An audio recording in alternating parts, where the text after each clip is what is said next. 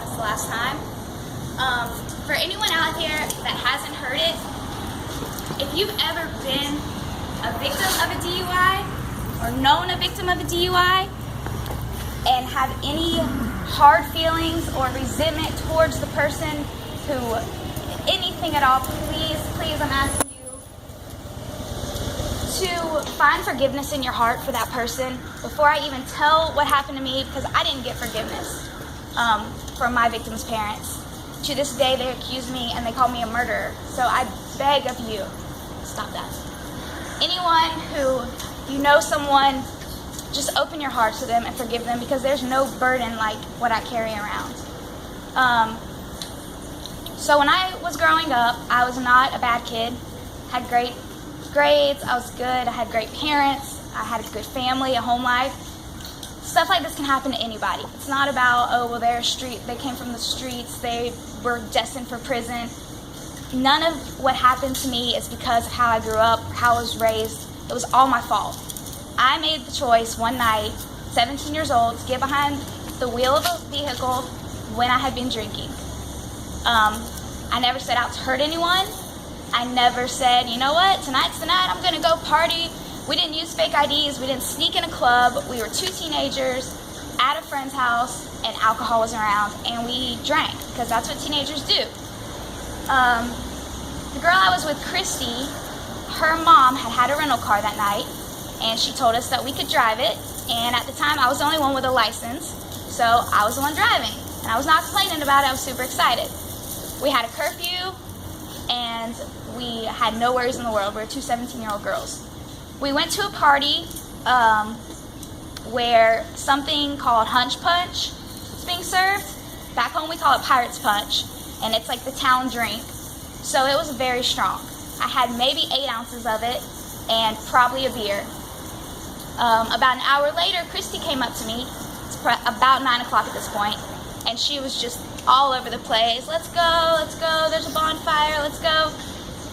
So we got in the car and we left the island where we were, and we were gonna go out into Yulee, which the drive would be from here back down to the Publix on 96, would be about the distance.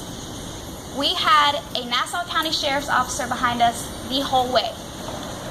We had the music up, we had the windows down, we were dancing, singing, driving down the road. He did not pull us over. I wish more than anything that cop had pulled us over that night, because he would have saved our life. We made it perfectly safe to where we were going. And when we got there, it was a place called the Back 40. So there's a big gate you had to get out and open up to get back and then drive back to it. So we get there, and in the headlights, we see someone walking up. And he's got 2 beers in his hands and he's stumbling. And Christy goes, hey, that's Cody. And I didn't know him well, I just knew of him from school, and he was a little older than us. So he comes up, and we're thinking he's gonna open the gate for us, but he walks around the gate and comes up to the car. We roll the window down and we're like, dude, what are you doing? He says, well, I'm done for the night, I'm going home. I'm gonna head home, I'm done. So Christy looks at me and she's like, we can't let him walk. The distance that he was trying to walk in a car was 15 minutes. She was like, we cannot let him walk that far. I was like, all right, well, let's just call it a night and take him home. Let's just call it an early night. Your mom will be happy. We'll be fine. Let's go home early. Cody gets in the back seat behind me, drinks in hand. We turn around in the ditch. I mean, we didn't think anything of it. We got there safe. We were on our way home. The night was going to end. We were fine. I can't say at that moment that I didn't feel drunk. I did feel drunk. I was 17 and I was drinking straight liquor, pretty much. I felt a buzz, but I didn't feel like, I can't drive. I wasn't seeing blurred lines. I wasn't dizzy. I wasn't tipsy feeling, but I knew in my mind I probably shouldn't be doing this. We got back on the main road, and when we went to make our turn down the road we were going, another friend of mine pulls in front of us. Not really cut us off, but she turned in front of us before I got a chance to. And back then, everybody had Nextels, so we were immediately like chirping back and forth, talking to her, and she had just got this car for Christmas. She's driving along, speeding, and we're talking back and forth, and we're all talking to each other, and she would speed up, and I'd speed up a little, put some distance between us finally, and the road we were going down, it curved and it winded, and there were railroad tracks, and we popped over those, and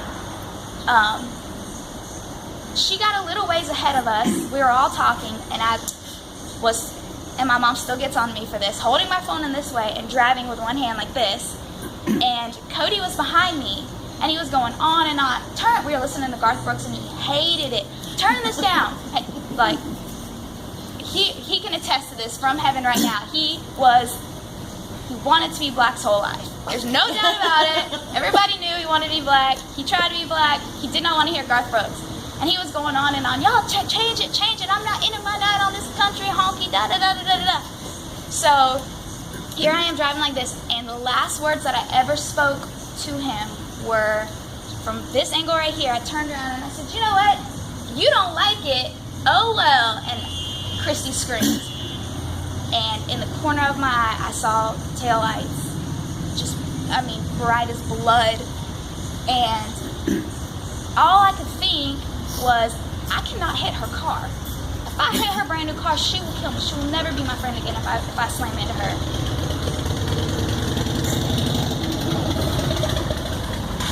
So,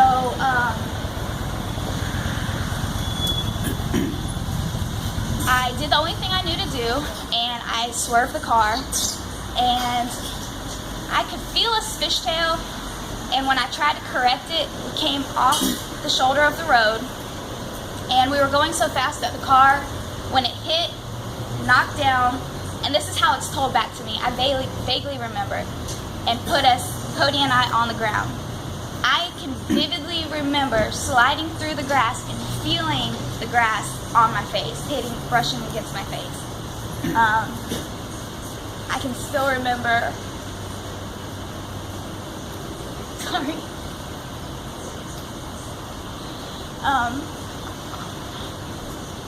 when we hit the first telephone pole, I remember feeling the car come up against me and thinking that I wasn't going to live through it. And I started praying. And the last thing I saw before I passed out were our taillights on the wooden fence that actually stopped the car from moving. And when I saw those taillights, in my mind, because I'm gotta find the good in even every situation, I thought to myself, people don't see a bright light. They just see the brightest light that's around them at the time. Like, I was thinking, this is the bright light. My headlight's on the thing. But in my head, I was telling God, like, if this is it, and I thought of my mom and my dad and my sister and my brothers, I thought of my friends, I thought of, for a split second, every important person in my life. And then I blacked out. I woke up to Christy, actually, the car was this way. She was down on top of me, sitting on my neck. And I didn't know at the time it was fractured. My arm was fractured. These 3 ribs were broken. And she woke up and she was like, we gotta get out of here. And when I tried to move, her weight came down harder on my neck and I blacked back out. And the next thing were the firefighters, EMTs. They had to use the jaws of life to cut us out. The steering wheel coming in on me and pushing me up is probably what saved my life. Thanks, babe. Good job. It's probably what saved my life, because had it not come down, I could have, I broke my ribs, but my head could have hit the pole. So many little things had happened. They get us out of the car, cut us out, tell us we're lucky to be alive, get us in an ambulance, and the first thing that I noticed is Cody's not with us. And they had our heads locked, and I'm talking to Chrissy, and I'm going, where's Cody? And he's in another ambulance. It's okay, he's in another ambulance. And the look on the EMT's face, he looked at the girl EMT, and they looked down, and I knew immediately. And I started, he's dead, Christy, I killed him, he's dead. And they had to calm me down. And in that moment, when I realized he didn't live through that, I can't even, so much was going on, but I just, immediately, you feel like a murderer. You feel it, and it doesn't matter that I didn't set out to do it. All that mattered at the time was I know someone's dead now because of something I just did. Got to the hospital, read me my rights. I was not arrested that night. I was in the hospital for, I think, 3 days from what I remember, in ICU a couple days, and they let me out. Christy ended up in a halo. She broke her neck, had to have screws in her head, and she broke her arm. I was in a position in the car where I should have been dead. The front of the car came into my body. The steering wheel was in my rib cage.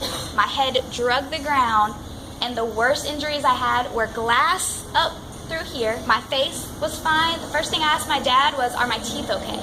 I know that's vain, but I was super worried about it.